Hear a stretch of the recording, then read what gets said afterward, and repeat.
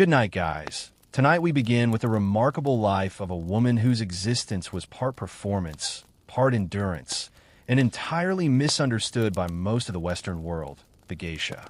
So before you get comfortable, take a moment to like the video and subscribe, but only if you genuinely enjoy what I do here.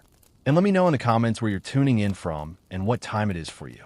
It's always fascinating to see who's joining us from around the world. Now, dim the lights, maybe turn on a fan for that soft background hum, and let's ease into tonight's journey together. You were born in Edo, the bustling heart of Japan, full of tea shops, rice traders, wandering monks, and at least 4 people per block who think they're reincarnated warlords. You're a girl, which means your destiny is already narrowed down to 3 historically thrilling options. Marry someone dull, become a nun and live with regret, or enter the Okiya, the Geisha house, and spend the next 2 decades pouring tea for drunk aristocrats while pretending it's empowering. You are 6. You still think bugs are interesting, and you have no idea that your parents have made a decision. You're going to be a geisha. Not today. Today, you're being walked through the streets in your best kimono, which is itchy and far too tight. But soon, very soon, your carefree life of snacks and naps will be replaced by a rigorous education in emotional suppression. The Okiya looks more like a library, married a temple, and raised a child that grew up to be emotionally distant. The woman who opens the door is Oken, the geisha house mother. She is the kind of person who can tell how much you're worth just by how you bow. You try to smile. She doesn't. Your parents bow deeply, say a few words, and leave you behind like a very polite hostage exchange. You have officially been handed over. You're not adopted. You're now property. Don't worry. You'll learn to curtsy through the trauma. You're now a shikomi. That's a fancy word for child who scrubs things. You will scrub floors, prepare baths, carry water, and occasionally cry into your sleeve. Silently, of course. Your job is to watch the geisha, never speak, and absorb everything by osmosis. You sleep in the hallway, you eat last, and you owe the house money for the rice you just spilled. The geisha themselves float past you like supernatural beings. Their hair is sculpted. Their steps are silent. Their gaze says, don't even think about breathing too loudly. You're just a walking sponge in wooden sandals, but you're watching. You're learning. And if your knees hold out, one day you too might glide through a room without being told to fetch the towels. Your days start before sunrise and end when your back stops functioning. You sweep tatami floors, stoke charcoal fires, wash kimono fabric that costs more than your soul, and fetch things. Always fetching slippers, water, tea, more water, the good sandals, the other good sandals. By noon, you've walked more than most samurai march in a year, and heaven help you if you make noise. Shikomi must be silent. Silent like a haunted house. Speak only when spoken to, and when spoken to, respond quickly, but not too quickly or it's disrespectful. Also, don't look directly at the senior geisha unless they're looking at you, in which case you're now looking too much. Honestly, blinking is a political act at this point. You're taught nothing formally. There's no classroom. Your entire education is observation, humiliation, and repetition. You learn how to fold an OB by watching someone do it at the speed of light. You practice bowing until your spine files a complaint. You try not to cry during your 15th failed tea pour, but somehow you start to understand how they hold the fan, just so. How laughter is timed like a drum beat. How walking is a choreography of toes and timing. You realize being a geisha isn't just about beauty. It's about precision, control, and having the social reflexes of a diplomat in a landmine factory.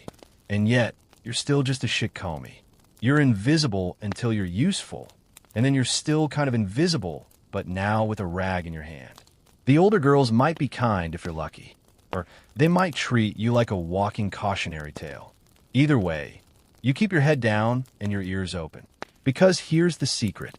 Everyone started here. Even the most graceful, impossibly poised geisha in the house once scrubbed this exact floor while being yelled at for drying chopsticks the wrong way. So, you endure quietly, and you wait for your chance to stop mopping and start matching. Now that you've mastered the fine art of carrying tea and not existing, it's time to upgrade your skill set. No, not dancing or playing instruments. Don't get ahead of yourself. First, you must learn how to sit for hours without fidgeting or breathing too enthusiastically. Welcome to posture training, the ancient, highly respected Japanese tradition of turning your knees into pretzels and your spine into bamboo. You kneel in Caesar, the formal sitting position where your legs are folded neatly beneath you, your back is straight, and your circulation quietly gives up. At first, your legs go numb after 3 minutes. Then they start whispering threats. After 10, your whole lower body has legally declared mutiny. But you're not allowed to shift or stretch or scream because geisha are graceful. They do not wheeze. They do not wiggle. They endure pain like it's an aesthetic choice. You also begin bowing constantly. There are dozens of ways to bow, each with subtle variations. A greeting bow, a gratitude bow, an apology bow, a please don't punish me for existing bow. You learn to lower your head to precisely the right angle, hold it for precisely the right number of seconds, and rise with a smoothness normally reserved for rice paper unfolding in a breeze. Of course, you'll mess it up. Everyone does. You'll bow too fast, or too shallow, or horror of horrors. Touch the floor with the tips of your fingers at the wrong exact angle. Someone will scold you with the gentle intensity of a disappointed ghost. You also study how to sit during tea ceremonies. Your knees must remain folded, even when your soul wants to escape your body. You must move like you are underwater. Slow, fluid, deliberate. If you sneeze, congratulations. You've just dishonored your ancestors. But somewhere between the cramping and the internal screaming, something happens. You start to hold your head higher. Your movements become quieter, more deliberate. You become less child, more shadow. This is where you begin to understand. Geisha training isn't about theatrics. It's about control over your voice, over your body, over how the world sees you. You're learning how to vanish beautifully. After years of floor scrubbing, knee torture, and developing the posture of a demure statue, you finally hear the words you've been longing for. You're ready to become a MO. It's like being told you've been promoted from ghost to ornamental human being. Congratulations. You are now a MO, an apprentice geisha, which means, ironically, the real suffering is just beginning. First stop, the hair. Your head will now be turned into a living sculpture. Professional hairstylists arrive with lacquer, wax, pins, and a worrying sense of calm. They twist your hair into the iconic Nihongami style, a towering, complex arrangement that takes hours to create and approximately one poorly timed sneeze to destroy. And you can't sleep lying down anymore. No. You must use a takamakura, a wooden neck pillow designed to keep your head elevated so your precious hair doesn't touch anything, especially common sense. Sleeping like this is a test of willpower and neck strength. You get used to it, sort of eventually, maybe. Now comes the outfit. Your new kimono is an embroidered beast. It's gorgeous, heavy, and designed by someone who clearly hated shoulders. The sleeves are long enough to sweep a small garden. The obi sash is tied in an elaborate knot that sits halfway up your back and weighs about as much as a toddler. Getting dressed each day requires help, often from 2 or 3 other people who have memorized the ancient art of wrapping fabric around a human body until it's 75% kimono and 25% regret. Then there's the kazashi, your hair ornaments. These are beautiful, seasonal, and sharp enough to qualify as light weaponry. You wear them like a crown, but they also broadcast your rank and training stage. One wrong hairpin, and everyone in the room knows you've committed a fashion crime punishable by shame. As a Miko, your job is to watch, imitate, and occasionally serve tea while dressed like a sentient cherry blossom.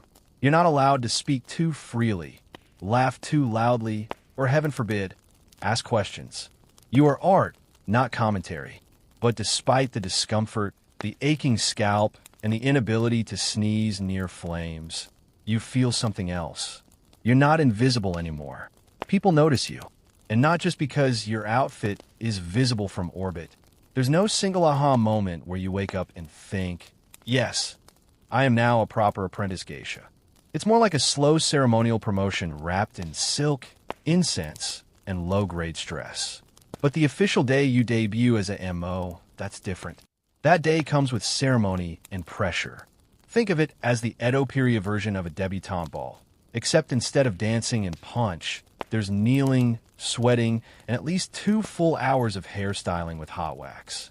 You've trained for years, bowed more than a religious statue, and memorized the complicated way to pour tea without looking like you're pouring tea. Now, finally, you get to show your face, painted white, of course, to Kyoto's elite. And they're judging you politely, intensely, quietly, with folding fans. You wear your most elaborate kimono yet, layers of vibrant silk that cost more than your birth family's home. It's so long it drags behind you like a very expensive regret. Your obi is tied in the Durari style, a long trailing sash that screams, "Yes, I'm new here. Please admire my suffering." Your face is fully painted now. White rice powder from forehead to neck. Red and black accents on your eyes. Lips painted in a perfect bow, though only the bottom lip at first, because apparently rookie elegance is a half-lip kind of thing. You walk through the streets in your ubo, those platform sandals that double as medieval torture devices, while everyone turns to stare. Not because you're famous, but because you're a newly minted MO, and it's a rare sight. Also, you're walking very, very slowly. It's the only speed available. Then comes your misadashi, your formal debut ceremony. You meet clients for the first time, greet patrons, and perform for elders who remember when their necks still worked. Every step, smile, and sip of tea is a test. And failure isn't punished with yelling. It's punished with disappointment, which is worse. But somehow you survive. You make it through the ritual, the performance, the parade. You don't trip, spill anything, or offend a dignitary. This, in Geisha terms, is a massive win. And just like that, you're officially a MO half-child, half-porcelain icon, full-time performance piece. Being a MO comes with many responsibilities. Pouring tea, dancing, pretending not to hear creepy innuendos. But none of them compare to your most sacred daily ritual, the face. Your makeup routine is now a full-scale military operation. Step 1. Slather your face, neck, and chest in a thick coat of white rice powder, which smells like chalk, feels like glue, and somehow finds its way into your soul. It dries faster than your will to live and sets like plaster. Once it's on, you are no longer human. You're a canvas. Step 2. Eyebrows. Yours gone, covered in powder. New ones drawn on with charcoal. Thin, dark, and serious like they have a secret. Step 3. Eyes.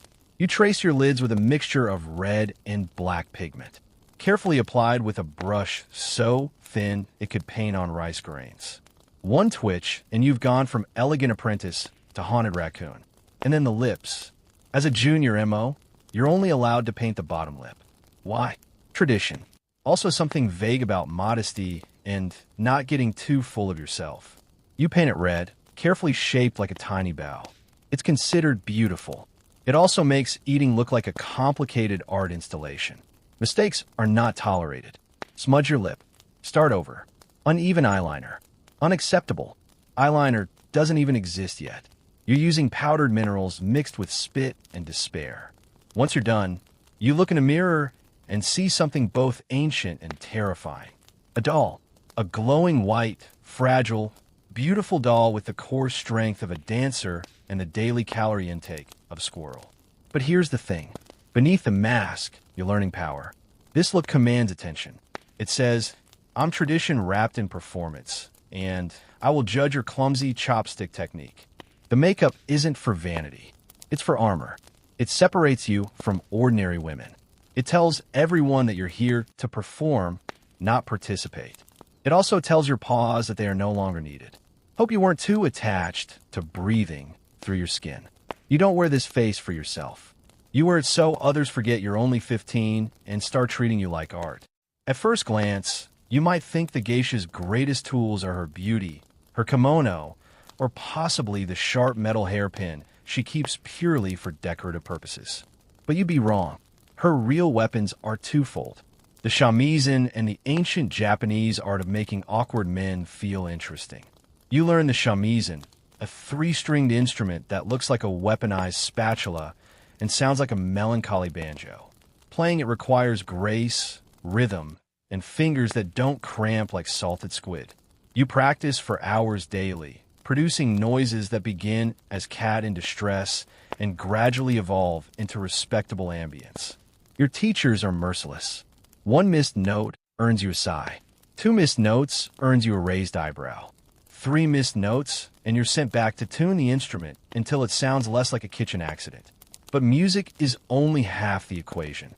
The other half, conversation. You're not just learning how to talk. You're learning how to talk around things, how to flatter without lying, how to suggest without promising, how to keep a man engaged in dialogue without letting him realize that you're mentally organizing tomorrow's dance routine while nodding politely. You practice subtlety like it's a martial art. If a client mentions he's rich, you smile softly and change the topic to the moon. If he tries to flirt too boldly, you compliment his taste in sandals and offer more sake. You are the queen of graceful deflection. And oh, the poetry! You memorize hundreds of poems about flowers, rivers, and heartbreak. You can quote Basho while pouring tea and still have enough bandwidth to notice who's had too much to drink. All while keeping your back straight and your voice one octave higher than your internal screaming. By now, you've realized that being an MO isn't about entertaining. It's about managing emotion, your own, your clients', the room's. You read moods faster than you read syllables.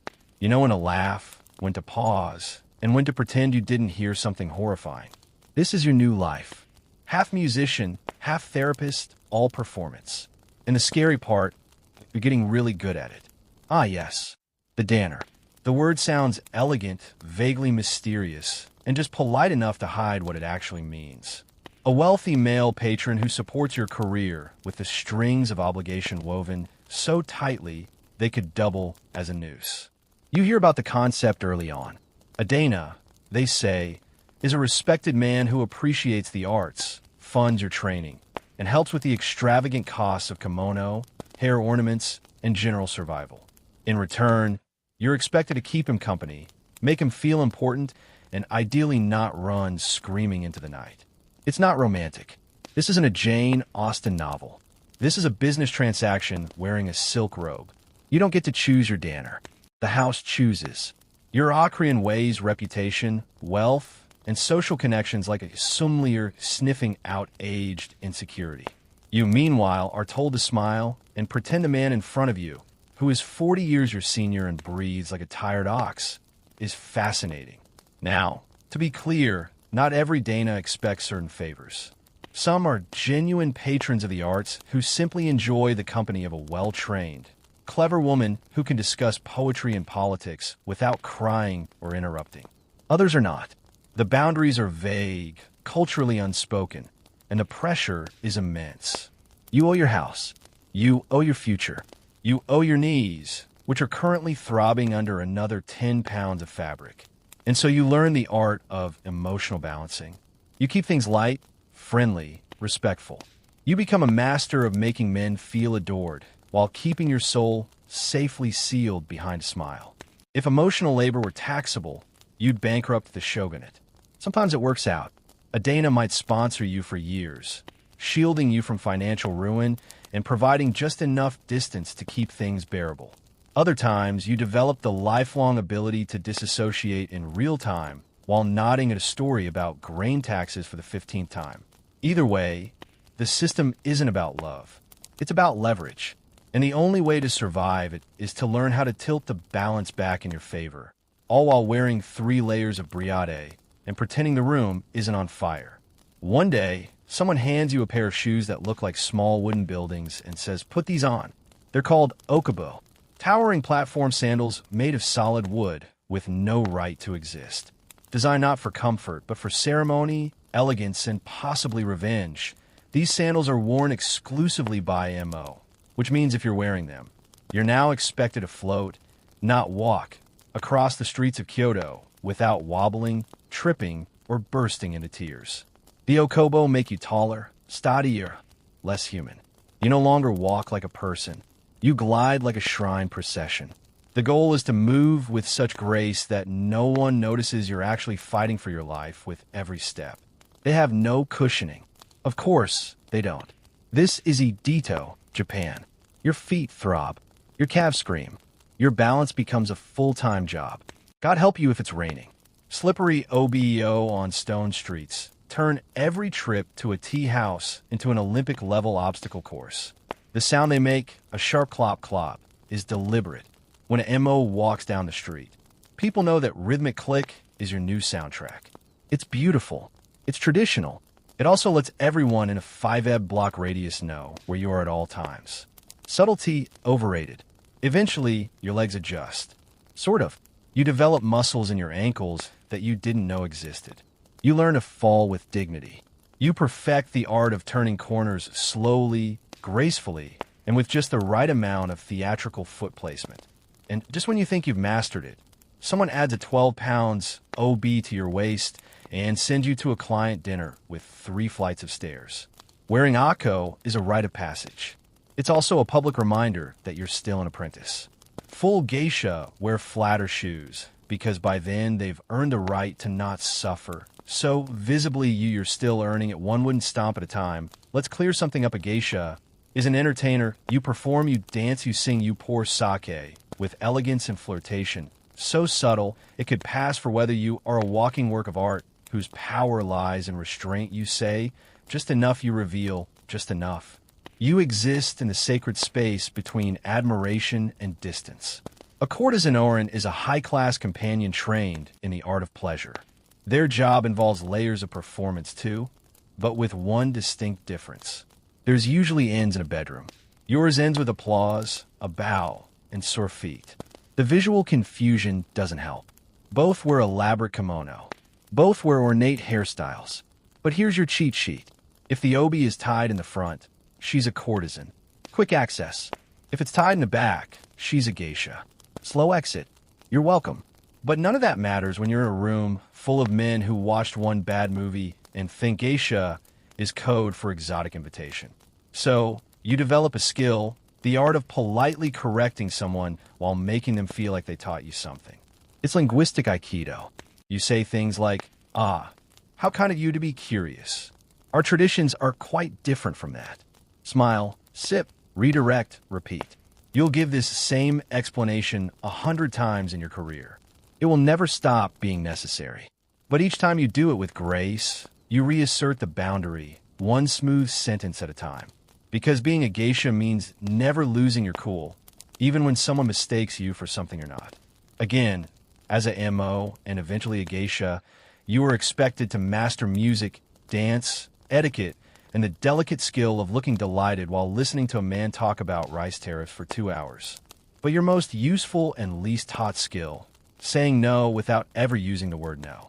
See, you can't just reject someone outright. That would be rude and worse, ungraceful. No one pays a geisha to be blunt. Your value lies in subtlety, in suggestion, in the ability to pivot away from a proposition like a butterfly in getter sandals.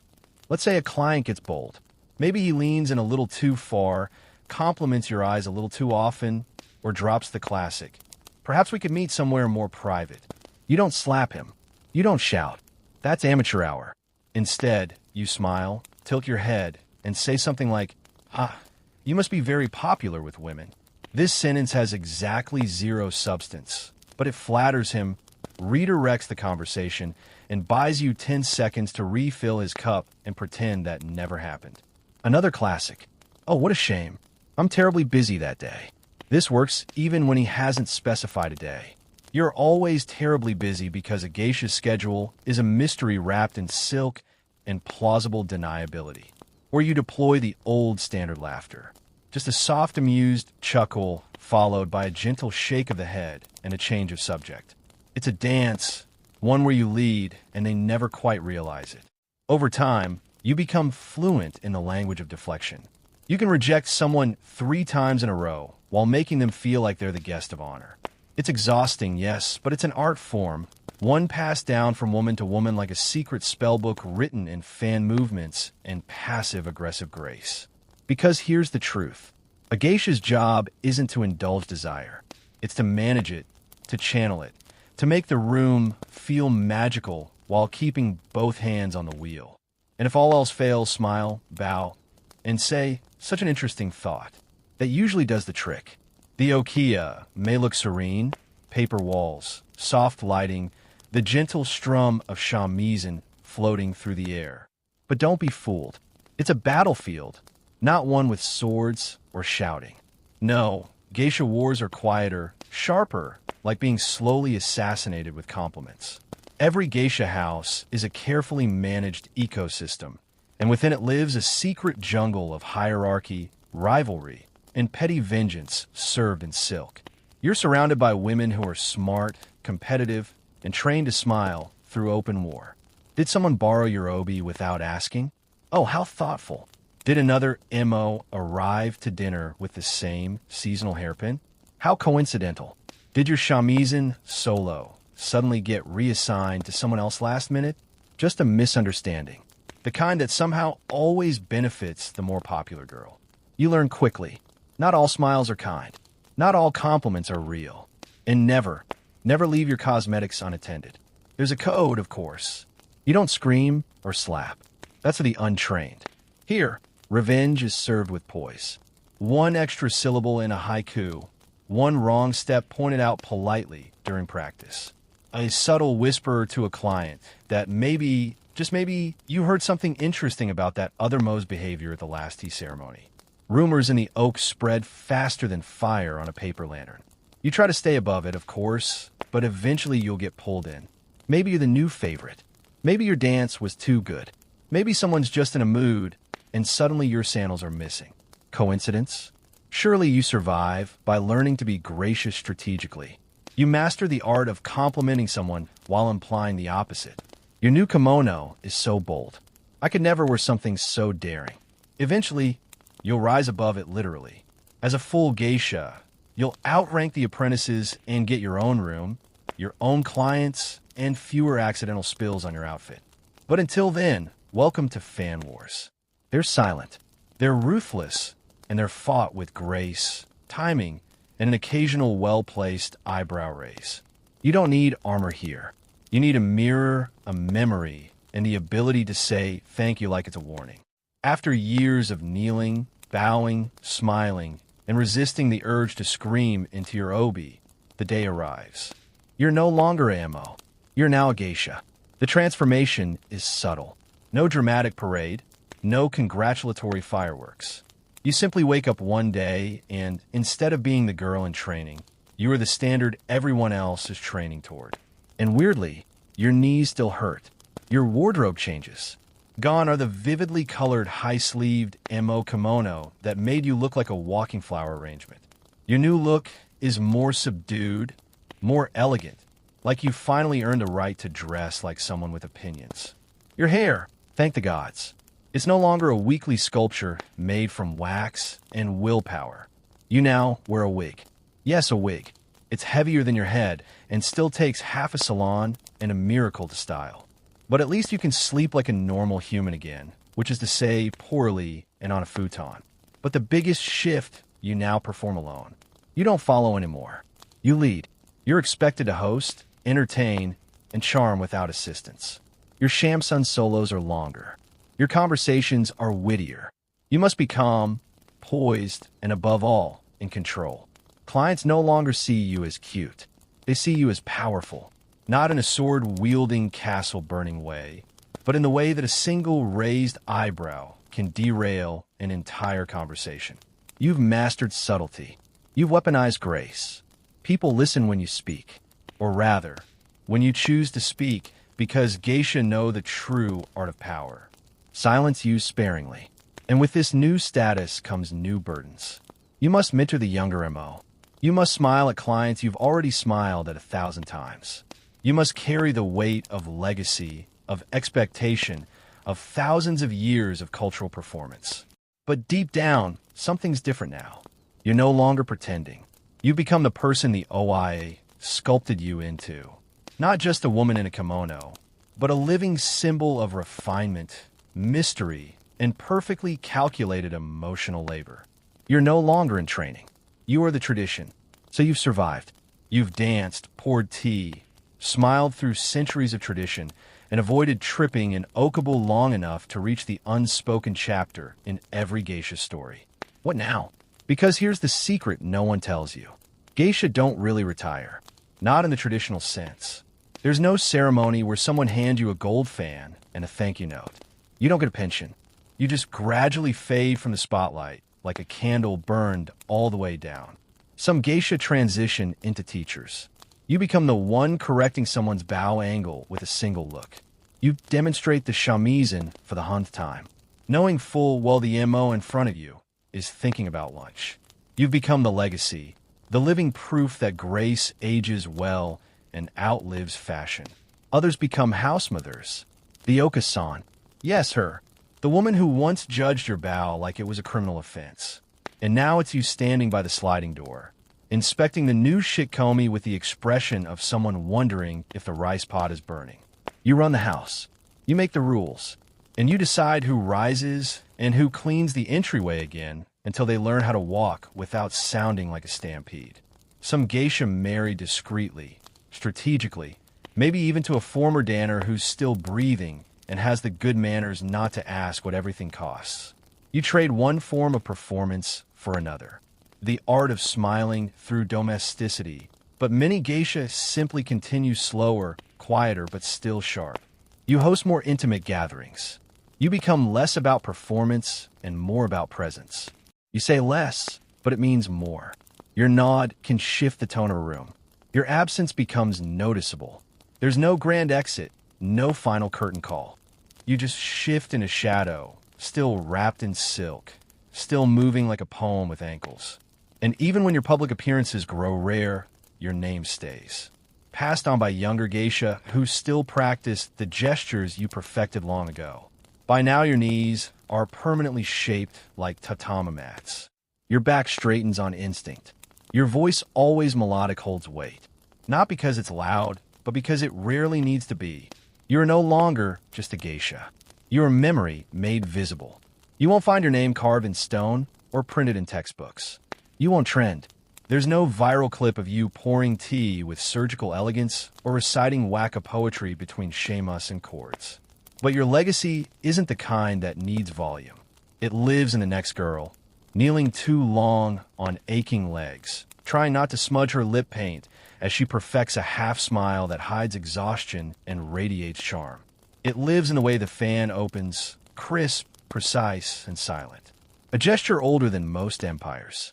It lives in the quiet spaces between words at a party, where your presence still shifts the atmosphere, even if no one remembers your debut date or the name of the client who bought your first seasonal comb. Your job was never to be loud. It was to be unforgettable in ways most people wouldn't know how to explain, to captivate, not seduce, to suggest, not declare. To turn a dinner into a ceremony and a glance into a statement. And through it all, you survived. You survived the training, the weight of tradition, the shoes that tried to kill you. You survived assumptions, competition, the clients who mistook performance for permission, and the rumors that never seemed to fade as fast as they were invented. But most of all, you survived elegantly in a world that demanded perfection and silence. You created space for self-possession. You carved out a life that was both performance and resistance, all while never raising your voice.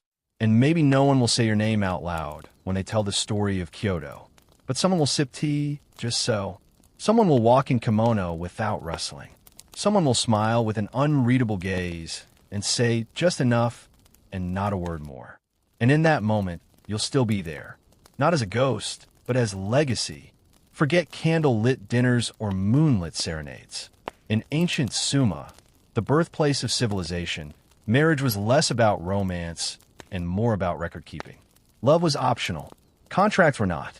Sumerians, who lived over 4,000 years ago in what is now southern Iraq, were the first people we know of to formalize marriage with written agreements.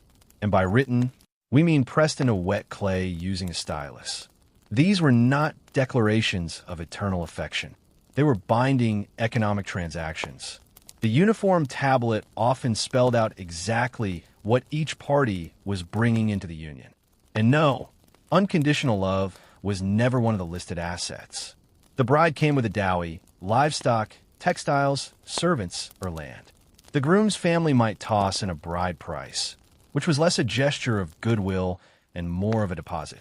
If the marriage failed, The tablet made it clear what was forfeited, refunded, or repossessed. Yes, Sumerian marriages came with early versions of prenups. Your love life could be audited. But the Sumerians didn't stop at cold transactions. Marriage was a cornerstone of maintaining social order. Women were expected to be loyal and fertile. Men were expected to provide and protect, or at least not embarrass the family at public rituals. Infidelity, especially by the wife, could be punished harshly, including death by drowning. Divorce allowed, but only if you could prove just cause. We grew apart wouldn't cut it. Weddings themselves were modest affairs. No Instagram-worthy decor or white veils. The couple would move in together and perform rituals, possibly invoking deities like Inanna or Enlil. But the real marriage began when the community recognized the union and the contract was filed like an ancient tax return. The Sumerians viewed marriage less as a personal journey and more as a civil duty. Your union was a cog in the machinery of inheritance, agriculture, and divine order. Your spouse, a partner in social strategy, a teammate in a world where surviving floods and feeding goats took precedence over candlelit poetry. In ancient Egypt, marriage wasn't just sanctioned by society. It was mirrored in the heavens. The gods themselves were married. Isis and Osiris, Nut and GB. Even chaos had a soulmate.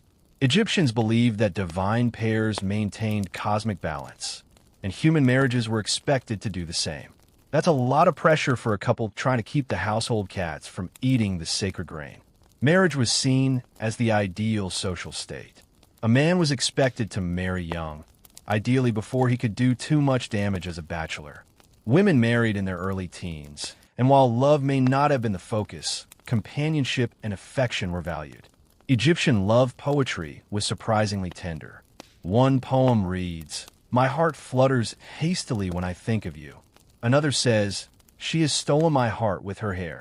Not exactly Tinder bios, but it's something. Legal documents were often involved, especially among the upper class. Like the Sumerians, the Egyptians used contracts with clear stipulations about property, dowries, and divorce terms. But unlike Sumer, Egyptian women had notable legal rights. They could own property, initiate divorce, and sue their husbands for neglect. Queen or not, an Egyptian woman could drag her husband to court if he failed to provide bread, beer, or crucially, oil. Incestuous marriage was another curiosity, especially among royals. Pharaohs routinely married their sisters. And no, it wasn't because of a limited dating pool. The reason to emulate the gods. Just as Isis married her brother Osiris, a royal union between siblings was believed to preserve divine bloodlines. Sacred genes along with a side of genetic risk. Wedding ceremonies themselves weren't elaborate. There was no priestly blessing or public spectacle. A couple was considered married once they moved in together and cohabited. That's it. No doves, no cake, and certainly no throwing of bouquets. The gods didn't need fanfare to approve. Children were the central goal of marriage. Not love, not partnership, not personal fulfillment, just heirs. The more the better. If your wife couldn't conceive, you might take a concubine or marry a second woman. Love optional, lineage essential. In most ancient cultures, marriage was a family affair. In Sparta, it was a military operation. If Sumerian marriage was a business deal and Egyptian marriage a divine mimicry, then Spartan marriage was a survival tactic wrapped in state propaganda and six-pack abs. Here's how it worked. Spartan boys were taken from their families at age 7 and tossed into the AOG. The brutal training system designed to produce elite warriors who could kill with a spoon and eat raw roots without flinching. Girls, meanwhile, were trained too in wrestling, javelin throwing, and sarcastic one-liners. The idea wasn't just strength for strength's sake. It was about producing healthy offspring. A weak child was a liability. A strong child was a future Spartan. So marriage wasn't about candlelight or meeting the one. It was state-mandated breeding. The state even scheduled the ideal marriage age around 30 for men, early teens for women. Romantic, no. The wedding ceremony was as strange as you'd expect from people who thought iron bars made good currency. Here's how it went. The bride's head was shaved, and she was dressed in a man's cloak and sandals. Then she was left alone in a dark room. The groom would sneak in at night, consummate the marriage, and then sneak back out before sunrise, returning to his all-male barracks. Yes, even after marriage, Spartan men didn't live with their wives. The relationship was built on secrecy and quick visits like ancient tinder with a curfew. Why all the cloak and dagger? The idea was to keep desire alive. Too much familiarity might make men soft, and softness had no place in Sparta. The mystery kept the spark going, or so the logic went, though modern therapists might have questions. Despite the odd rituals, Spartan women had more power than most ancient counterparts. They could own land, run estates, and insult men in public without being executed. Love poems weren't popular, but wit was. Spartan women were famously sharp-taunched. One told her husband, "Come back with your shield or on it." That's basically the ancient Greek version of "don't embarrass me." In ancient India, marriage was more than a personal union. It was a sacred duty, a spiritual journey governed by Dharma, the cosmic law. Rooted in the Vedic tradition, marriage was considered one of the key rites of passage, the samskara, necessary for fulfilling one's responsibilities to family, ancestors, and society.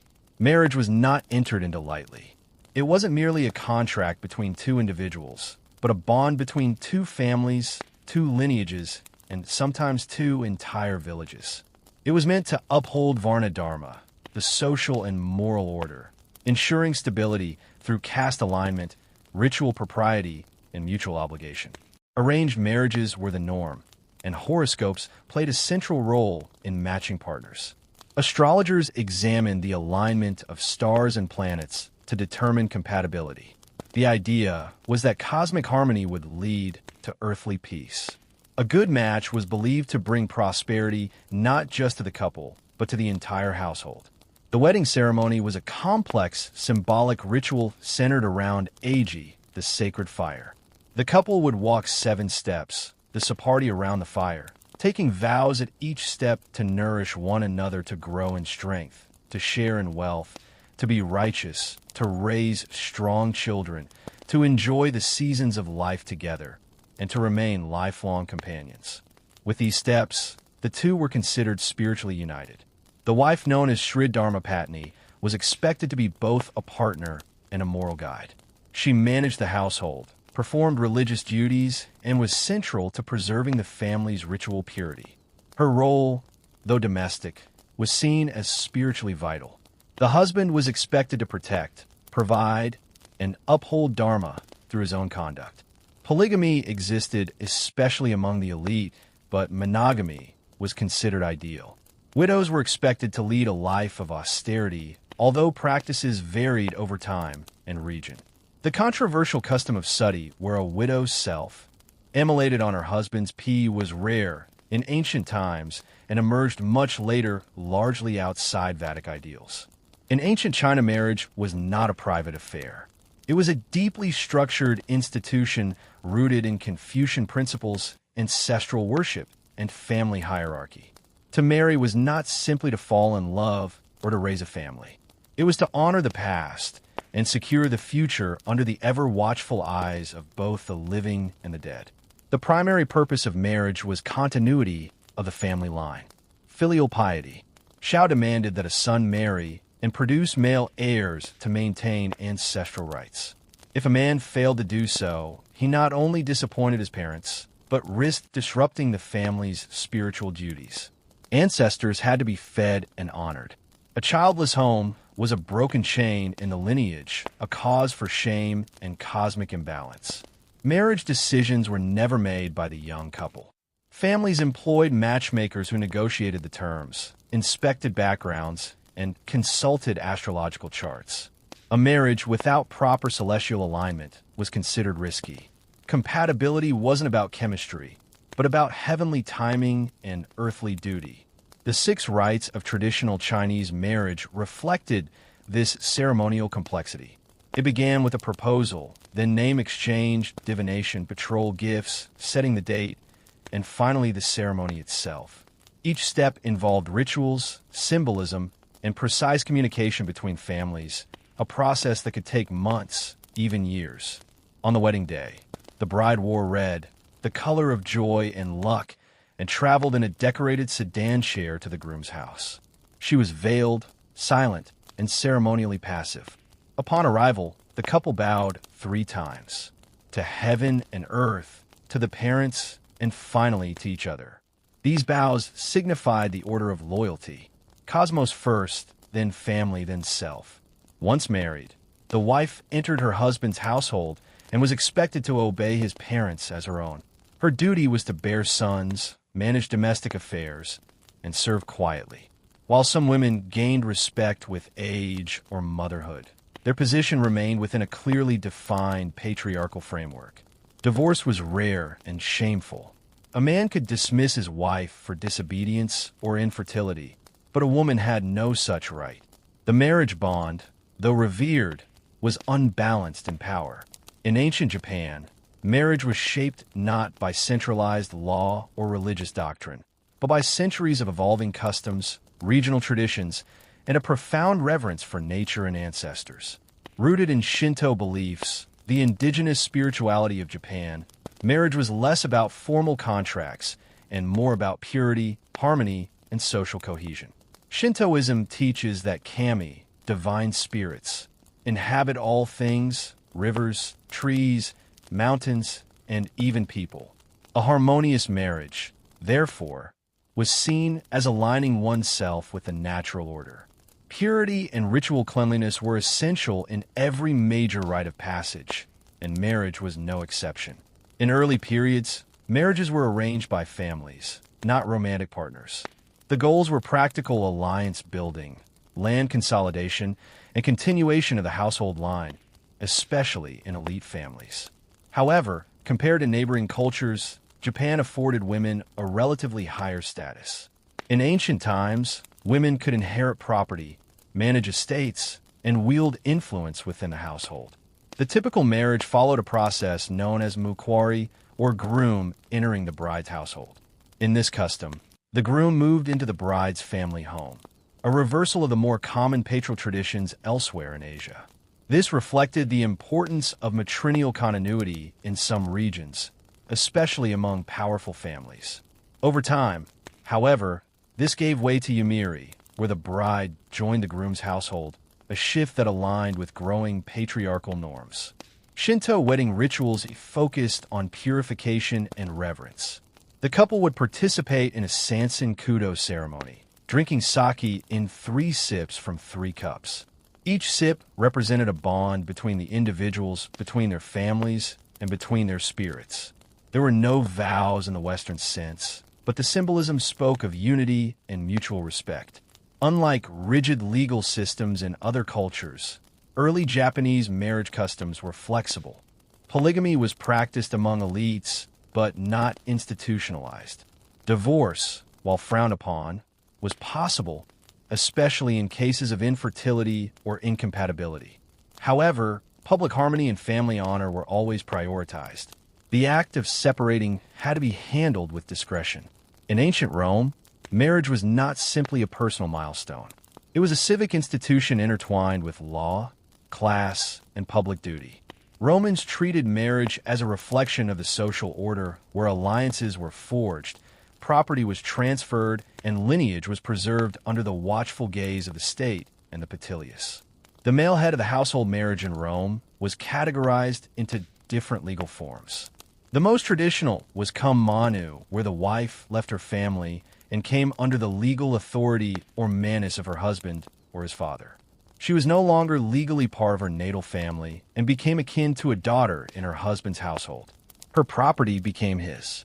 This form, however, gradually faded in favor of synamonu, in which the wife remained under the authority of her father and retained greater legal independence. This shift reflected evolving attitudes and the increasing economic power of elite Roman women. Marriage ceremonies were marked by ritual and symbolism. The bride wore a flame-colored veil, called the flamium, and her hair was parted into 6 locks with a spear, a nod to tradition and the martial roots of Roman culture.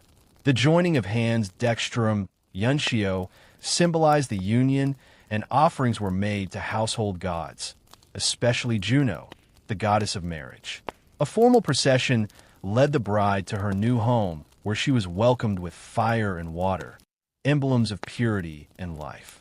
For Roman elites, marriage was a political tool. Senators and nobles used marriages to cement alliances and secure influence. Personal affection, while not irrelevant, was often secondary. Even emperors arranged marriages for political leverage, frequently disregarding their own preferences. Women in Roman marriages were expected to be modest, loyal, and dedicated to running the household. However, Roman women, especially under cinnamona marriages, could own property, inherit wealth, and even initiate divorce. Divorce was common and socially acceptable, provided it was handled with dignity. "Where you are gas, I am Gia," the bride would once vow. But if things soured, parting ways was often as swift as declaring intent before witnesses. For the ancient Hebrews, marriage was not just a social contract. It was a sacred covenant guided by divine law. Rooted in the traditions of the Hebrew Bible, marriage was a cornerstone of religious life, lineage, and moral order. It was a relationship that reflected not only human connection, but also the enduring bond between the people of Israel and their God. Marriage was viewed as essential to fulfilling the commandment to be fruitful and multiply. It was expected of all men, and early marriage was the norm. Love, while valued, was not the foundation. Obedience to God and duty to family took precedence. A proper marriage preserved tribal identity, secured inheritance rights, and maintained the purity of the community. Arranged marriages were standard, negotiated between families with a focus on kinship ties, reputation, and property. A bride price, the moher, was paid by the groom to the bride's family, not as a purchase, but as a formal gesture of commitment and compensation. Women often married in their early teens, while men were slightly older, having established the means to support a household. Ceremonies were domestic affairs, often taking place in the bride's home and followed by a celebratory feast. The rituals emphasized joy, continuity, and blessings with wine, singing, and the reading of sacred texts. A written Cuba, marriage contract, outlined the husband's responsibilities to provide food, clothing, and conjugal rights. It also protected the wife's financial interests in case of divorce or widowhood. Though patriarchy defined much of Hebrew society, women held an honored position within the family structure.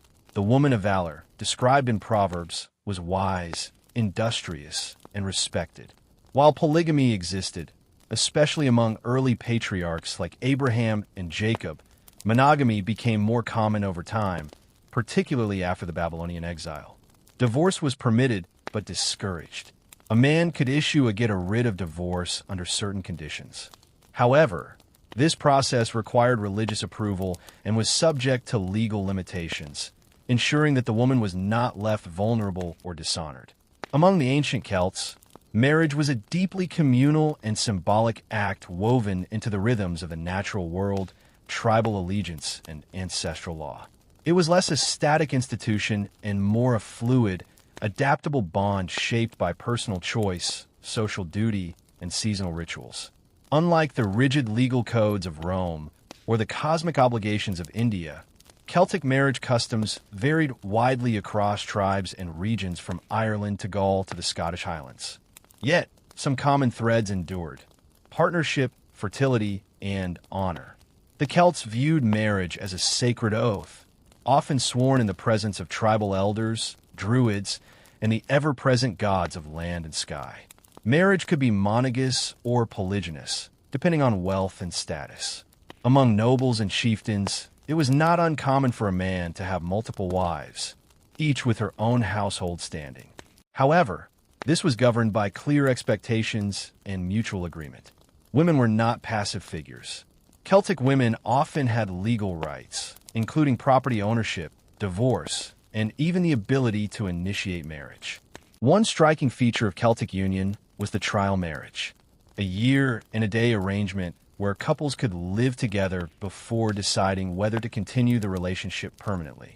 If either partner was dissatisfied, they could walk away without stigma. This custom, far ahead of its time, emphasized consent and compatibility over permanence for its own sake. Ceremonies often coincided with seasonal festivals like Beltane, a fire rite marking the beginning of summer and fertility.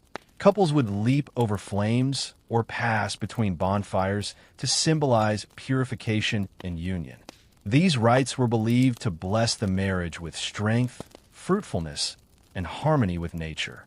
Marriage contracts, especially among elites, were formalized and could include clauses about dowries, shared property, and inheritance.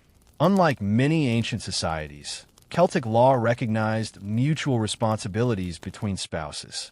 Abuse or neglect could be grounds for dissolution, and women had recourse in tribal courts. The spiritual dimension of Celtic marriage was ever present. Vows were not just personal, they were bound to the earth, the tribe, and the gods.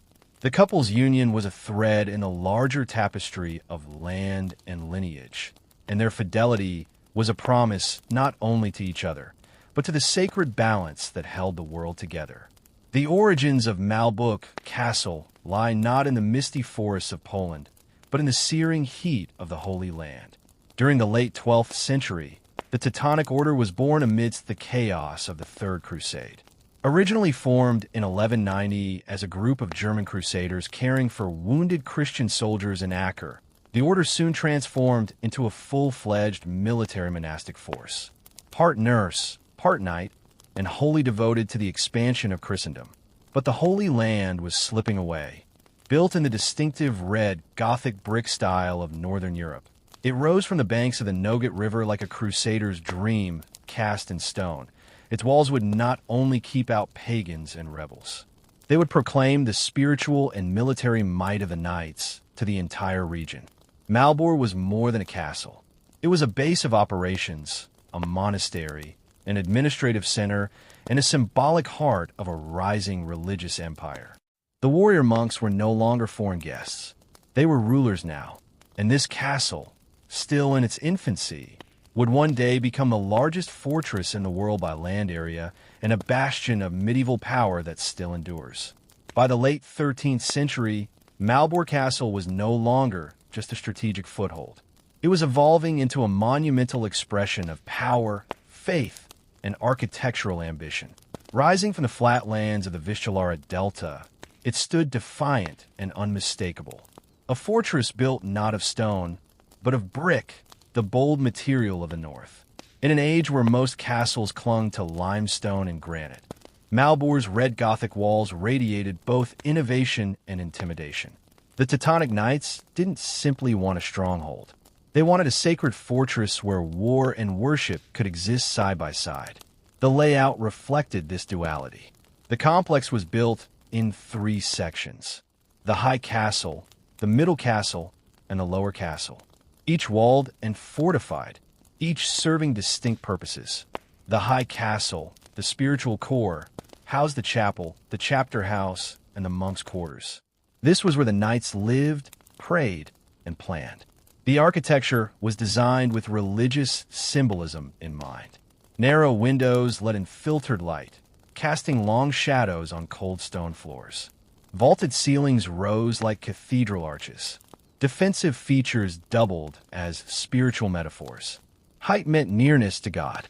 Darkness and light symbolized divine truth against the chaos outside the walls. Malbor wasn't just meant to endure siege. It was meant to inspire awe. The Holy Virgin Church, nestled within the high castle, featured stained glass, intricate tile work, and a statue of the Virgin Mary that towered over the outer walls. Every turret, passageway, and tower was laid out with intent. Nothing was wasted, nothing left to chance. Even the latrines drained cleverly into the Nogat River, a reminder that the knights brought order and cleanliness to a land they viewed as wild and unconverted. As the 14th century dawned, Malbor continued to expand. Craftsmen, laborers, and stonemasons worked year-round. Local peasants were often conscripted to supply food, timber, and manpower. Meanwhile, the fortress became the administrative and spiritual nucleus of the Teutonic Orde's growing state. More than just a castle, Malbuk was a statement, a brick-and-mortar sermon declaring that the order was here to stay. both as warriors and as monks. It was faith-clad in armor, a monastery wrapped in battlements, and it had only just begun to grow. As the 14th century progressed, Malbuk Castle was no longer simply a military base. It had become the epicenter of a growing theocratic empire. From this formidable brick bastion, the Teutonic Knights expanded their control across the Baltic, transforming what was once a campaign of conversion into a full-scale colonization of territory, people, and resources. The order operated like a cross between a kingdom and a corporation.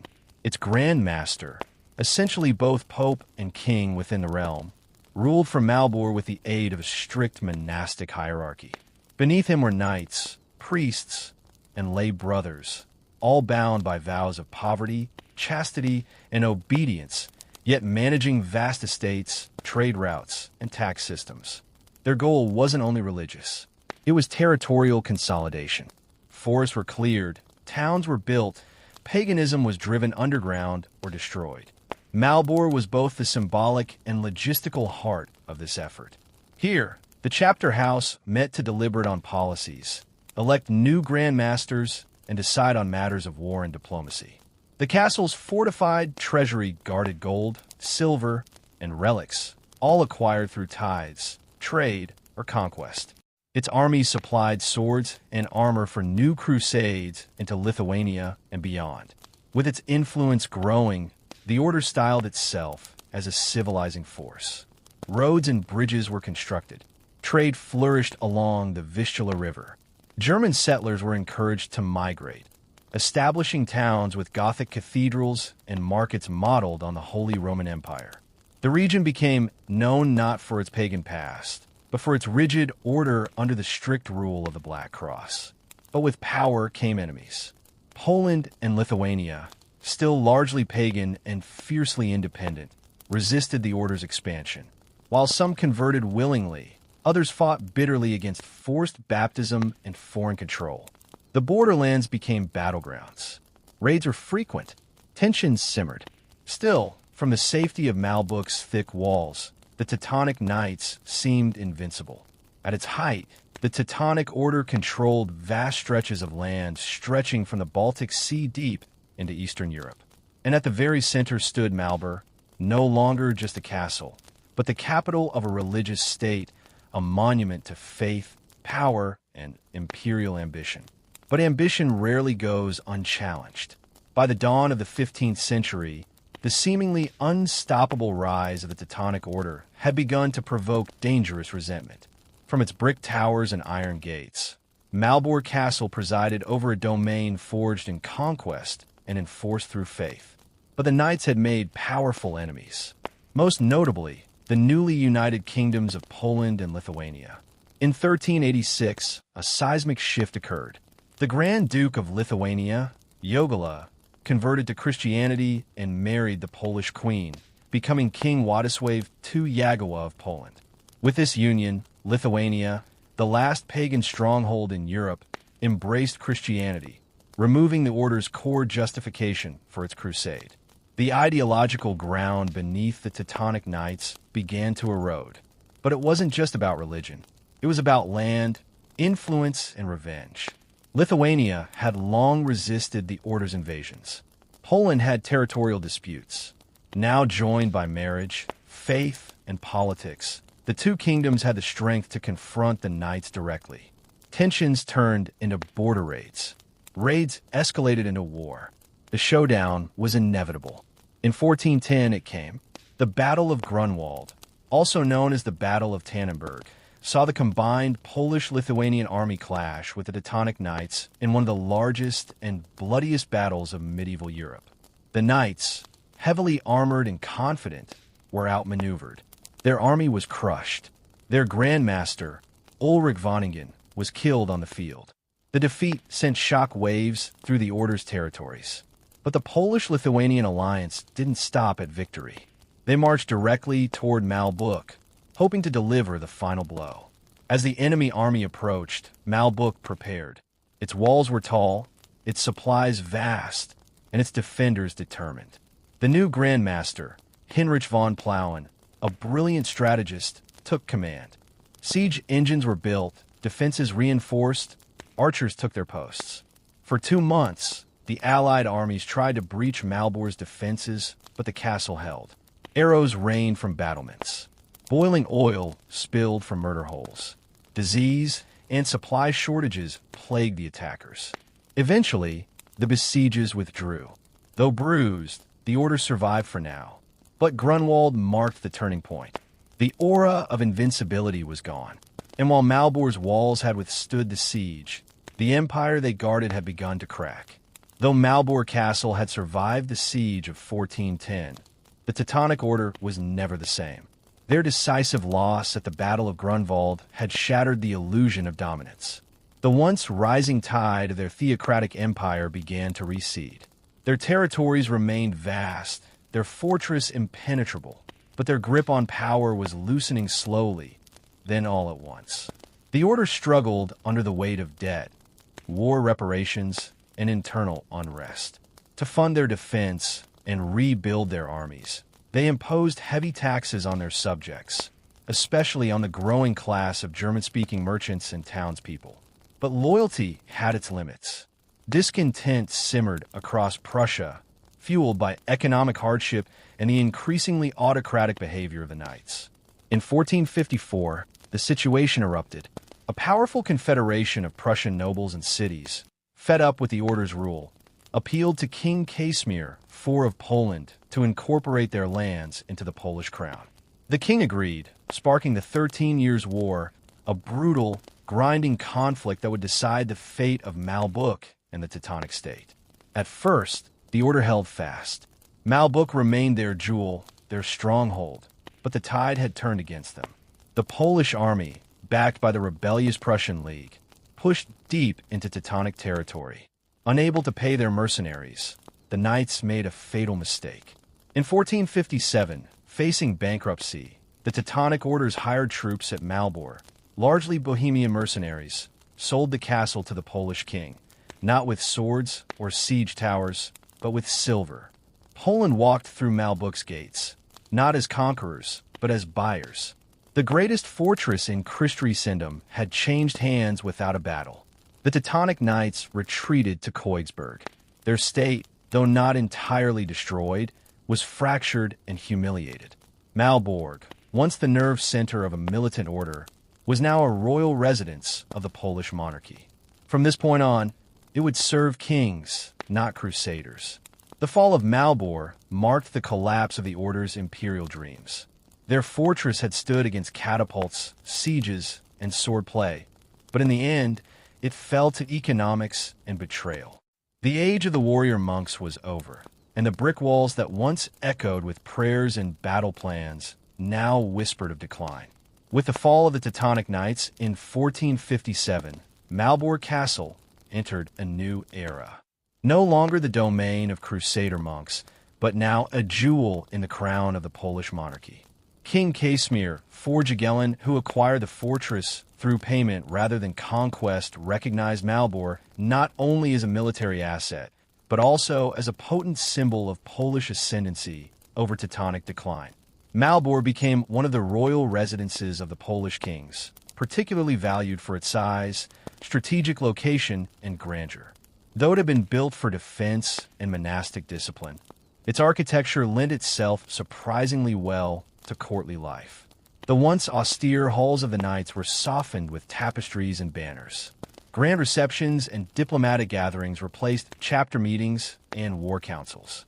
The castle was integrated into the Royal Prussian territories, which were semi-autonomous but loyal to the Polish crown.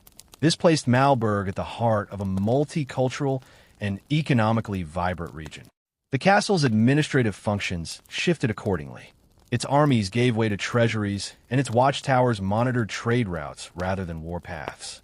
Under Polish rule, Malbork underwent selective renovations.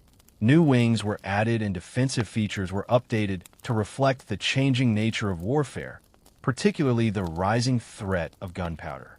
Cannon platforms and bastions were integrated into the older Gothic structures, blending medieval design with Renaissance pragmatism. Yet for all its prestige, Malbor's role as a royal residence was seasonal and ceremonial. The Polish kings maintained their primary court in Kiev or Warsaw, visiting Malbork occasionally to oversee affairs in Prussia or host visiting dignitaries. The castle became a symbol of unity and triumph, a reminder of Poland's victory over the Order and its expanding influence in the Baltic region. Despite its reduced military significance, Malbork remained a key stronghold in the defense of northern Poland. It was garrisoned, maintained, and respected, but it was no longer feared. The fortress had traded its monastic discipline for courtly ceremony, its warlike purpose for political prestige. Still beneath the banners and fine garments, the thick walls and deep moats remained, silent, enduring, and waiting. Though the kings had come, the castle's days of peace would not last forever. By the early 17th century, Malbork Castle once again found itself caught in the crosswinds of war. This time, not as a symbol of rising power, but as a coveted prize in the geopolitical chessboard of Northern Europe. The Swedish-Polish Wars, part of a broader struggle for dominance around the Baltic Sea, would test the fortress. A new Sweden under the ambitious kings Gustavus Adolphus and later Charles, then Gustav, saw control of the Baltic coastline, the so-called Dominium Maris Balticae. Poland, with its sprawling but decentralized commonwealth, stood in the way. The wars between the two powers were long and bitter, driven by religious divides, dynastic rivalry, and the race for regional supremacy. In 1626, the Swedes invaded Royal Prussia. Their disciplined, modernized army quickly advanced, capturing key cities and ports. Malbork, with its thick walls and strategic location along the Nogat River, became a major objective. Though fortified, the castle was no longer the unbreakable bastion it had been in the age of the Teutonic Knights. Cannon fire, now more powerful and accurate than ever before, could batter down even the sturdiest Gothic walls. In 1656, during the cataclysmic period known in Poland as the Deluge, Malbork finally fell. Swedish troops entered the fortress, not as besiegers this time, but through surrender. The castle, unmanned and poorly supplied, could not withstand a prolonged assault. Once again, Malbork changed hands without a dramatic battle, but the impact was no less severe. Under Swedish occupation, the castle was looted and partially damaged. Priceless artifacts, treasures, and archives were carted away to Stockholm. The once revered halls of diplomacy and faith echoed with the of foreign boots. For the Polish-Lithuanian Commonwealth, this loss was not just territorial. It was deeply symbolic. Malbork had stood as a triumph of Polish power for 2 centuries. Now, it was another casualty of a nation under siege. The Swedes held the castle for several years until Poland regained it as part of its eventual, though costly, recovery. But the damage had been done. Malbork was now a fortress marked by occupation, its role as a royal seat fading, its scars visible in shattered walls and empty chapels. War had returned, and Malbork had weathered the storm, but not unscathed. By the 18th century, Malbork Castle, once the beating heart of a military monastic state and later a proud symbol of Polish kingship, had faded into quiet obscurity. The political world around it was unraveling. The Polish-Lithuanian Commonwealth, weakened by internal strife and foreign interference, faced its final partition in 1795, disappearing entirely from the map. Malbork, like much of the region, was absorbed by the expanding Kingdom of Prussia. Under Prussian rule, the castle's strategic importance had all but vanished. Gunpowder warfare had rendered medieval fortresses largely obsolete. Malbork was no longer a royal seat, no longer a symbol of conquest. It was a massive, aging structure that was too expensive to maintain and too awkward to modernize. The Prussian authorities found new, mundane uses for its vast halls and echoing chambers. The chapel, where Teutonic knights had once prayed, became a warehouse. The refectories turned into barracks. Even parts of the ornate interiors were gutted to make room for storage and military supplies. Some structures were dismantled entirely, with bricks repurposed for other buildings in the area. The castle was treated less as a historic monument and more as a convenient pile of usable material. Locals and soldiers alike began to forget its past. Centuries of religious, political, and military legacy were buried beneath dust and indifference. Visitors noted its decaying towers, its collapsed arches, and ivy-covered walls. The once proud fortress was now little more than a shell of faded glory, a relic too large to ignore, yet too costly to restore. But even in its decline, Malborg never fully disappeared. Travelers from Germany and beyond occasionally came to marvel at its size, sketch its silhouette, and wonder at its forgotten grandeur. Romantic-era artists and thinkers, enchanted by medieval ruins and stories of chivalry, began to see the castle not as obsolete, but as timeless, a frozen echo of a more heroic age. Still, the castle remained largely neglected, no longer defended, no longer ruled, no longer celebrated. Malborg stood in silence. The walls that had once rung with battle cries, processions, and royal decrees now held only dust, shadows, and memories. It would take a new century, a rising interest in national identity, and a wave of historical romanticism to breathe life back into its weathered bricks. In the 19th century, Malborg Castle's long silence was finally broken. As nationalism swept through Europe, so too did a newfound reverence for the medieval past. Ruins became relics. Forgotten fortresses became touchstones of cultural pride. For the Germans, now seeking a unified identity, Malborg, or Marienburg, as they called it, emerged as a symbol of Teutonic strength and romanticized knighthood. The restoration began in earnest in the 1800s, led by Prussian architects and historians who saw in the decaying bricks not just a structure, but a story. Detailed studies were conducted. Gothic motifs were carefully reimagined. Sections were rebuilt with painstaking attention to medieval styles, though often with a touch of 19th century artistic license. The process wasn't always historically accurate. Some elements were idealized rather than authentic, but the spirit of revival was strong. Malborg became a national monument of the German Empire.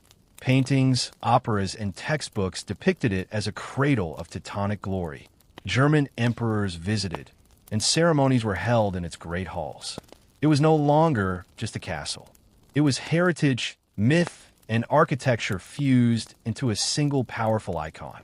But history's tides would shift again. After World War I, the region was contested. After World War II, it was transformed. In 1945, as Soviet forces advanced into East Prussia, Malborg suffered heavy bombardment. Fires gutted the interiors, walls crumbled. Once again, the castle was at war, and once again, it was left in ruins.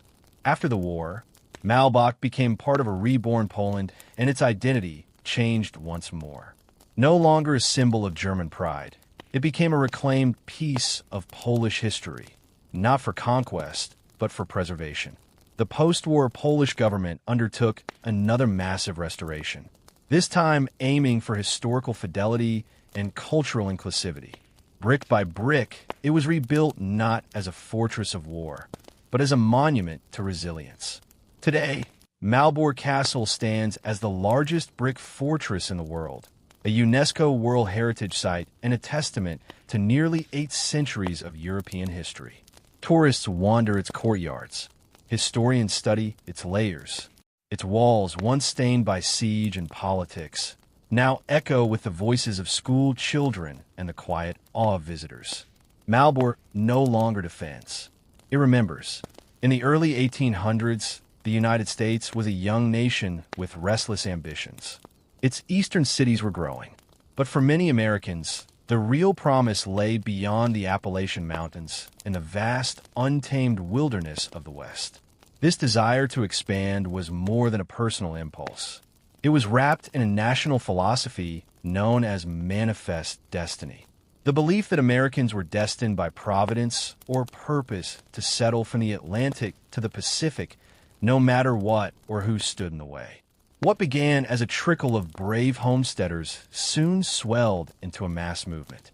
By wagon, horseback, and on foot, thousands of families ventured into the frontier, drawn by the hope of cheap land, fresh opportunity, and the chance to escape debt, poverty, or overcrowded cities. Land grants, homesteading laws, and glowing newspaper editorials promised fertile soil, freedom, and ownership, all waiting for the bold to take. But the journey west was not for the faint of heart. Pioneers faced weeks, even months of grueling travel. Trails like the Oregon Trail, Santa Fe Trail, and California Trail became lifelines across mountains, rivers, and plains. Supplies were packed tightly into wagons, which served as both transportation and temporary homes. Dangers lurked everywhere. River crossings, animal attacks, broken axles, and disease could strike without warning. And yet, the pull of the West remained irresistible. For many, the idea of carving out a piece of the frontier was more than a land grab. It was a shot at reinvention. A poor tenant farmer could become a landowner. An immigrant with no inheritance could start anew. On the frontier, there were no neighbors to impress, no aristocracy to navigate, only raw land and the will to tame it. The frontier was also a place of contradiction. It promised freedom, but it came at the cost of displacing indigenous peoples whose lands were redefined as wilderness. It offered opportunity, but only for those strong or fortunate enough to survive.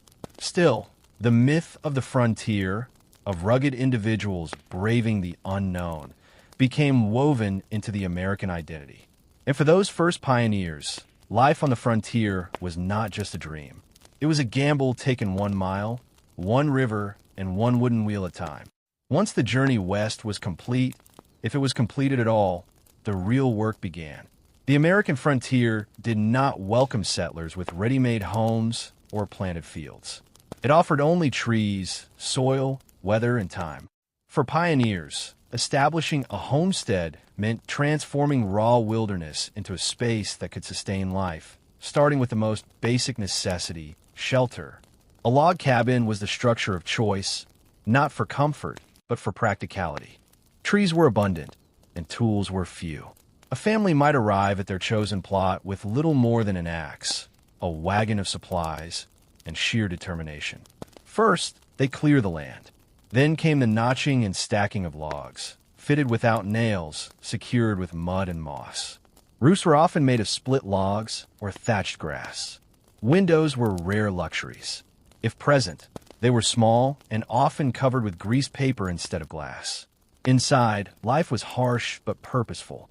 One-room cabins housed entire families, sometimes a dozen people or more, all under the same roof. Privacy was nearly non-existent. Cooking was done over open hearths, and smoke often filled the cramped space. Bedding might be straw stuffed into cloth sacks. Furniture was rough-hewn and homemade. Every item served a function. Was no room for decoration, only survival. But even in these difficult conditions, life began to take shape. Gardens were planted, small livestock raised. Children gathered firewood and fetched water from nearby streams. Women cooked, preserved food, spun cloth, and tended to illness. Men hunted, trapped, built fences, and defended the homestead when necessary. Each season brought new labor, planting, harvesting, chopping wood, preserving food for winter. Rest was rare. Neighbors were few and far between. But when they did exist, they were invaluable. Frontier families often worked communally, raising barns together, helping each other during childbirth, or gathering for seasonal harvests. Survival depended not only on independence, but also on a fragile web of mutual aid. On the American frontier, nature was both provider and adversary. While the land held the promise of bounty, it offered nothing freely. Every meal, every warm fire, every drop of clean water had to be earned through sweat, skill, and endurance. There were no markets, no electricity, no stock pantries. Only what could be grown, gathered, hunted, or preserved. Food was a daily concern, not a convenience. In the early months of settlement, many families relied on hardtack, salted pork, dried beans, and flour brought from the east. These supplies, though essential, dwindled quickly. The long-term solution was self-sufficiency. Gardens were planted as soon as the ground thawed. Corn, beans, squash, and potatoes were staples. Herbs were grown for both flavor and medicine. Nothing went to waste. A single failed harvest could mean hunger or worse. Meat came from the wilderness. Men and older boys hunted deer, rabbits, wild turkeys, and sometimes larger game like bison. Traps were set for smaller animals. Fishing in nearby creeks provided vital protein, especially during warm months. Every kill was a victory. Every successful forage a small triumph over uncertainty. But nature's gifts came with danger. Bears, wolves, and mountain lions also roamed the land, and starvation was never far off in a bad season. Preserving food for winter was a skill that meant the difference between comfort and calamity. Smokehouses, root cellars, and drying racks were used to keep meat, vegetables, and fruits edible through the cold months. Women boiled jars of jam, cured pork with salt, and pickled anything that could fit in a barrel. Firewood was stacked high by autumn. The hearth was the center of warmth, cooking, and life itself. Weather was unpredictable and often unforgiving. Torrential rains could flood crops. Blizzards could isolate families for weeks. Droughts turned gardens to dust. Lightning struck cabins. Tornadoes flattened them. Illness spread rapidly when water froze or spoiled. There were no safety nets, only preparation, luck, and resilience. While life on the frontier is often remembered as solitary and rugged, few pioneers truly lived in total isolation. Survival might begin with a single cabin, but over time, scattered homesteads grew into something more. Communities bound by necessity, trust, and the shared challenge of taming the land. Neighbors, though apart, were lifelines. In the absence of formal institutions, frontier families relied on one another. Barn raisings, harvests, log rollings, and quilting bees were more than chores. They were social events. A dozen men could raise a structure in a day. Women would prepare food, care for children, and offer news from miles away. These moments built bonds stronger than fences. They made survival a shared effort. Without newspapers, telegraphs, or town criers, news traveled by word of mouth. A traveling trader or a visitor from a nearby settlement could bring stories from hundreds of miles away. Political changes, rumors of war, sightings of native tribes, or news of a harsh winter coming. Such information passed from cabin to cabin like wildfire. When a family received a letter, it was often read aloud multiple times to friends and neighbors, becoming a shared window into the world beyond. Religion played a unifying role.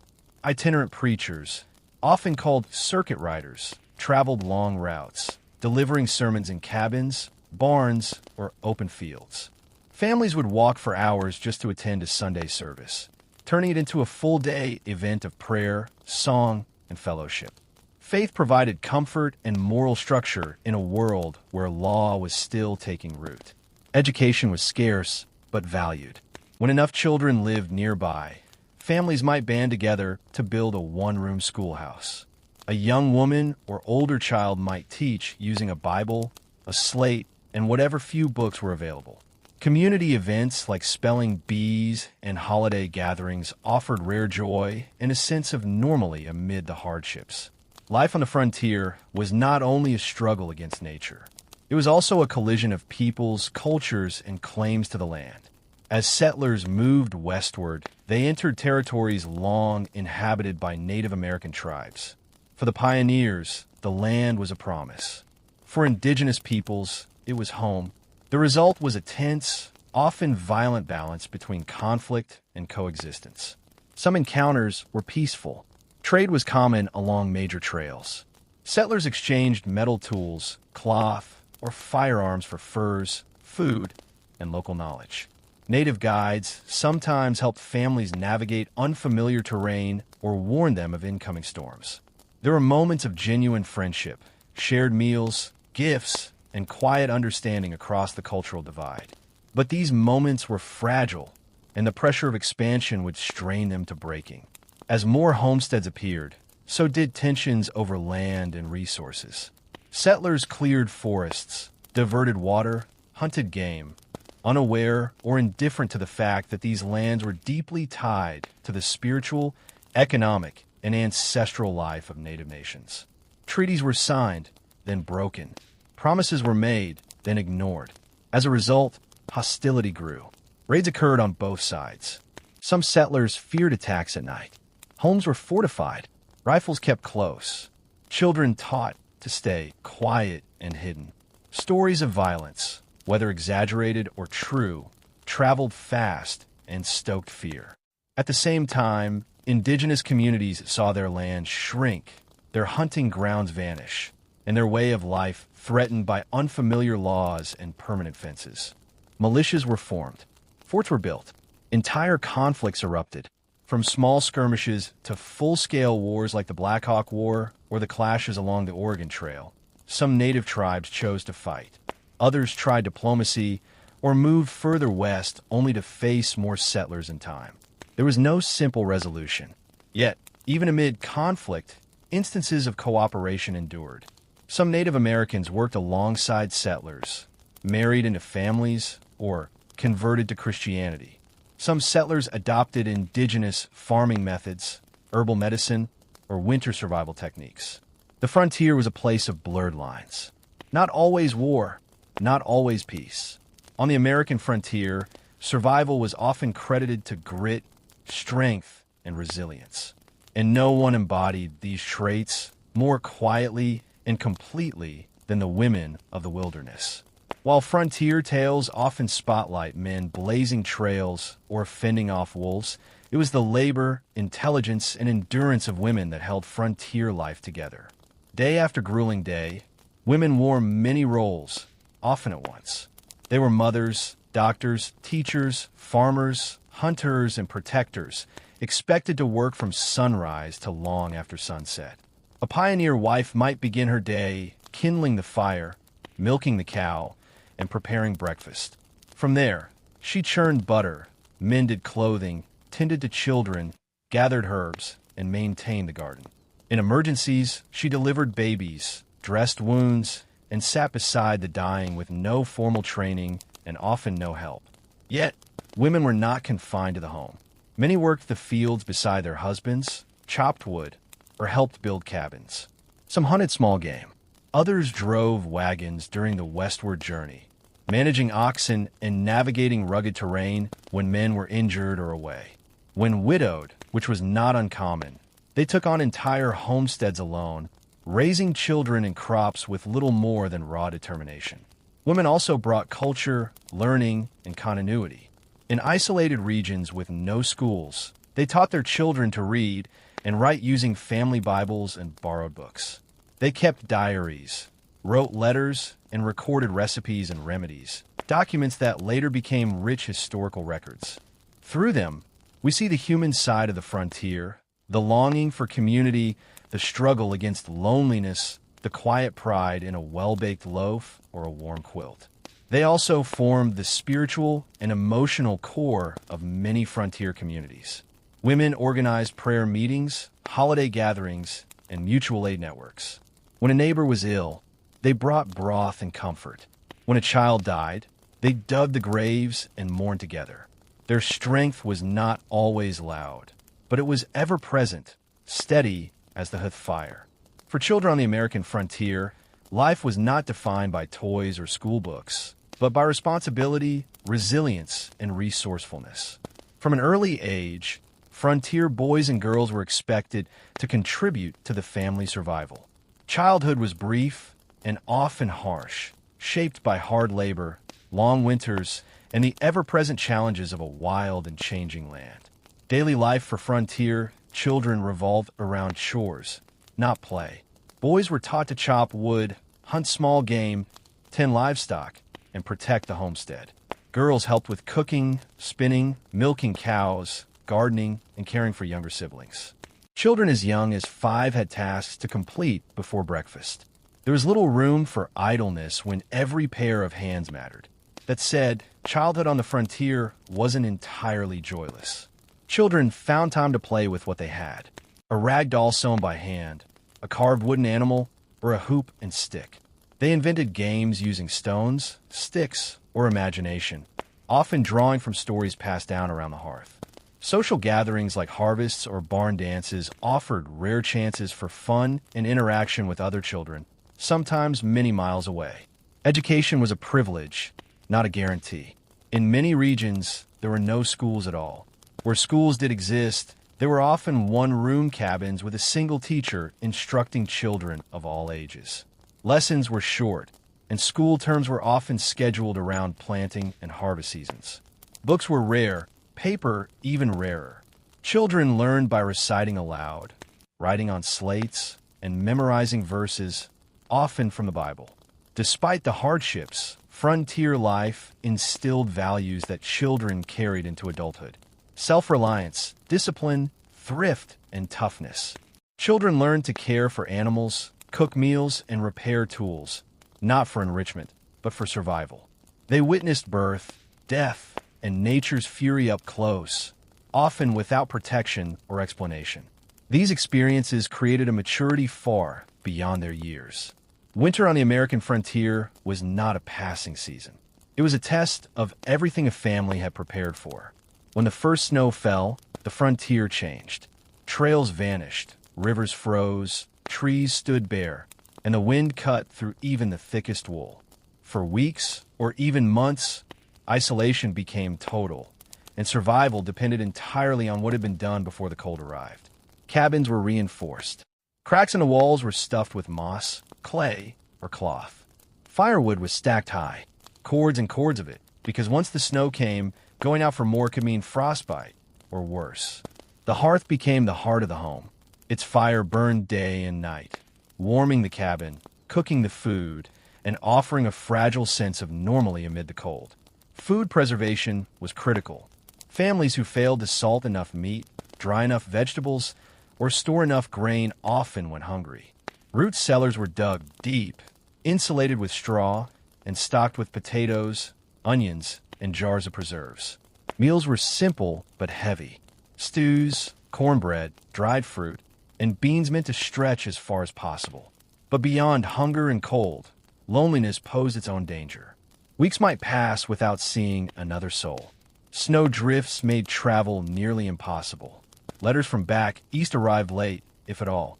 The silence of the woods was profound. For some, especially women and children, the solitude became unbearable. Cabin fever, anxiety, and depression were common, though rarely spoken of. Families passed the time with what they had: storytelling, Bible reading, mending clothes, carving tools, or patching quilts. Children played quietly indoors, learning to entertain themselves without much space or distraction. Every day was measured by the fire's glow and the stores in the cellar. But even in the deepest cold, endurance took root. Winter was a season of waiting for the sun to rise a little earlier, for the snow to melt, for the earth to soften again beneath tired boots. And when spring finally came with its thawing creeks and returning birds, frontier families emerged from their cabins, thinner but alive. By the late 19th century, the American frontier had begun to fade. Railroads cut across the plains. Towns rose where once there was only forest, and the once vast wilderness was divided by fences and deeds. But the legacy of the frontier, its culture, values, and myths endured long after the last wagon wheel creaked westward. The U.S. Census of 1890 famously declared the frontier closed. The land had been settled, mapped, and claimed. Homesteads became farms, cabins became towns, and territories became states. What had once been a dangerous and unpredictable edge of civilization was now part of the nation's center. Yet, the story of the frontier remained deeply embedded in American identity, shaped by those who had endured it. The people who settled the frontier left behind more than log cabins and split rail fences. They left a national character built on self-reliance, perseverance, and innovation. The idea that one could carve out a life with their own two hands became central to the American dream. The frontier ideal romanticized hard work, personal freedom, and rugged independence. Values still echoed in modern culture, politics, and folklore. But this legacy was complex. The same expansion that brought opportunity to settlers came at devastating cost to native peoples. Tribes were displaced, treaties broken, cultures disrupted or destroyed. The landscape itself was forever changed. Forests cleared, rivers redirected, wildlife hunted nearly to extinction. The triumph of the frontier came with irreversible consequences. Still, the stories endured. Frontier diaries, oral histories, and family legends kept the spirit of those early years alive. Pioneers became icons. Men like Daniel Boone and Davy Crockett. Women like Laura Ingalls Wilder, representing courage and endurance. Their lives were transformed into books, songs, and later films. The reality was often harsher than the legend, but the myth carried meaning. Today, remnants of the frontier still stand. Weathered cabins, wagon ruts, and gravestones carved by hand. Museums and historic sites preserve the artifacts, but the truest legacy lies in the enduring sense of possibility that the frontier inspired. The belief that a person, no matter their origin, could start over, endure hardship, and leave something behind.